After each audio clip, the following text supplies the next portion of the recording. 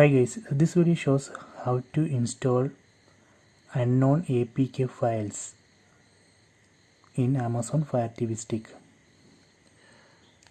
Go to settings, then select My Fire TV, then select developer options. So here you can see install unknown apps.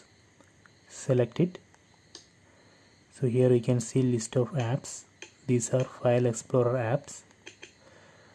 So from this list we can select the apps for which we want to enable install unknown apps feature.